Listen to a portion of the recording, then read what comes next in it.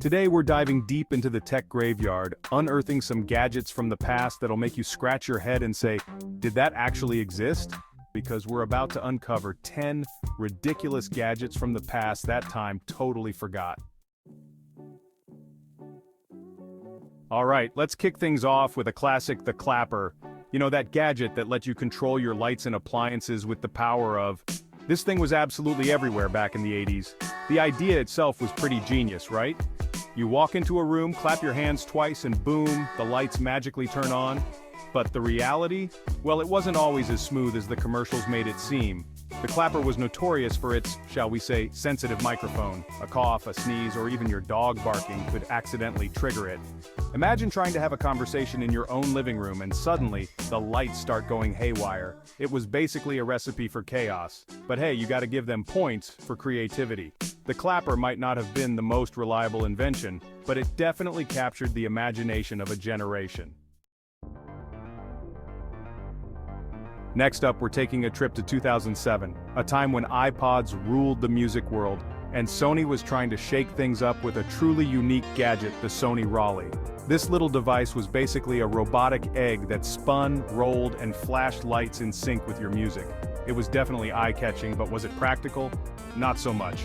For starters, the sound quality wasn't exactly Sony's finest work. Plus, the whole dancing thing, while entertaining at first, got old pretty fast. The Raleigh was a perfect example of form over function. It looked futuristic and cool, but it didn't really offer anything that other MP3 players couldn't do, and it did it at a much higher price. It's no surprise that the Raleigh was discontinued after a short run. Alright gamers, this one's for you. We're going back to 1989, the golden age of gaming, when Nintendo was king and the future of gaming was about to change. Or so we thought. The Nintendo Power Glove, guys, it was supposed to be the ultimate gaming accessory, a glove that turned your hand into a controller. I mean, come on, how cool does that sound? The Power Glove was pure 80s tech ambition. You strap this thing on and it promised to transport you into the game world like never before. But the reality? Well, it was more like a nightmare. The Power Glove was notoriously difficult to use. The motion controls were clunky and imprecise, and it required a level of calibration and patience that most gamers just didn't have. Let's just say the Power Glove quickly gained a reputation for being more frustrating than fun.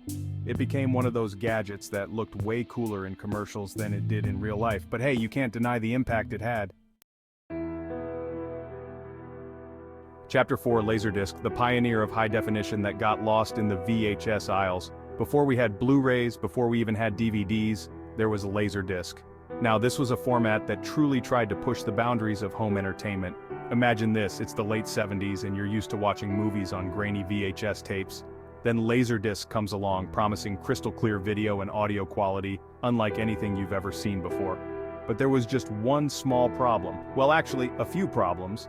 First off, Laserdiscs were huge. I'm talking bigger than a vinyl record, which meant they took up a ton of space.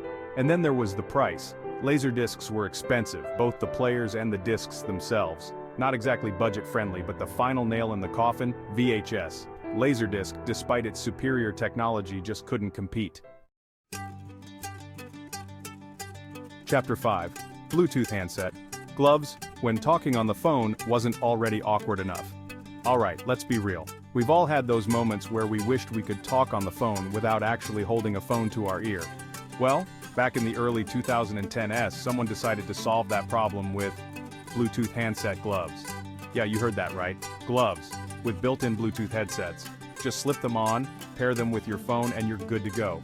You could literally talk to the hand and people would think you were talking to them. But in reality, these things were just plain awkward. First off, they were bulky. Like really bulky. Imagine trying to text or do anything requiring fine motor skills while wearing these things. And then there was the whole social aspect. Imagine walking down the street talking to your hand like you're having a one-sided conversation with yourself.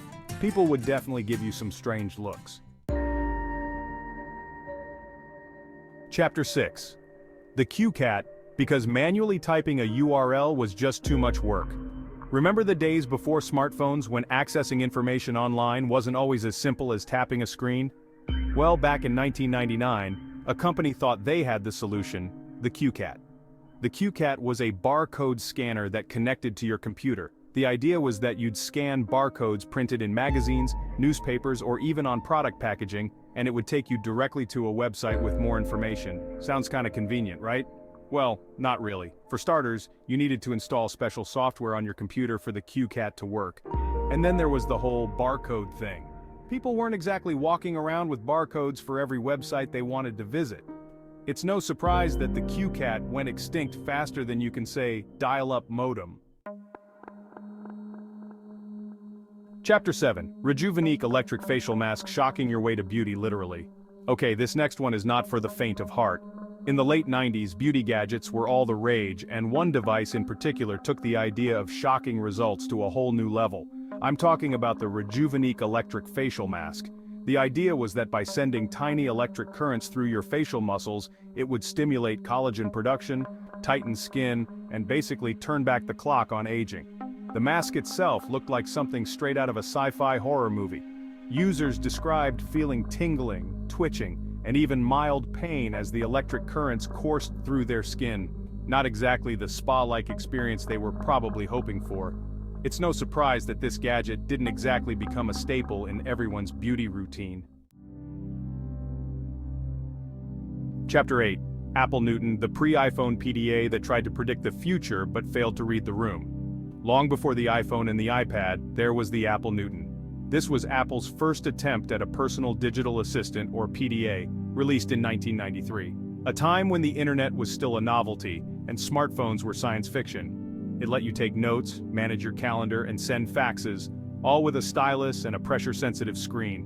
But its handwriting recognition was notoriously bad. It often misinterpreted letters, words, even entire sentences, turning notes into a jumbled mess. The Newton had potential, but its handwriting issues doomed it. Yet it laid the groundwork for Apple's future successes. Chapter 9. Segway, the two-wheeled wonder that promised to revolutionize transportation, but ended up as a mall cop's best friend. Remember the Segway? That two-wheeled self-balancing electric scooter that was supposed to revolutionize personal transportation? Yeah, the one that looked like a futuristic chariot for people who were too cool to walk. Well, the Segway is a perfect example of a gadget that had all the hype in the world, but ultimately failed to live up to the expectations. When it was first unveiled in 2001, the Segway was hailed as a game-changer. It was sleek, it was futuristic, and it promised to solve all our transportation woes. But there was just one small problem, or actually a few problems. First off, the Segway was expensive, like really expensive. It cost more than a decent used car, which put it out of reach for most people. And then there was the whole, where do I ride this thing issue. It wasn't quite a bike, it wasn't quite a car, and it didn't really fit in anywhere. The Segway might have been a technological marvel, but it was a commercial flop. But hey, at least it found a niche market among mall cops and tour groups. Chapter 10. Pet Rock, the ultimate no-maintenance pet that rocked the 70s, literally. And last but not least, we have the granddaddy of all ridiculous gadgets, the Pet Rock. Yes, you heard that right, a rock as a pet. The Pet Rock was the brainchild of Gary Dahl, who came up with the idea while listening to friends complain about their high-maintenance pets. For $3.95, you got a Pet Rock, complete with a carrying case, a bed of straw, and a training manual filled with puns. But here's the crazy part, people actually bought it. The Pet Rock became a national sensation, selling over 1.5 million units. It proved you could sell anything if you packaged it right and tapped into the moment, so there you have it. The Pet Rock, a rock-solid cultural phenomenon.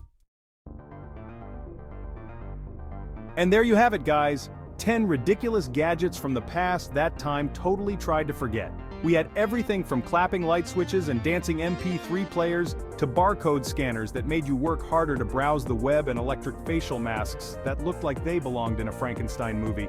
It's amazing to look back at how far technology has come and how some ideas, well, maybe just weren't meant to be.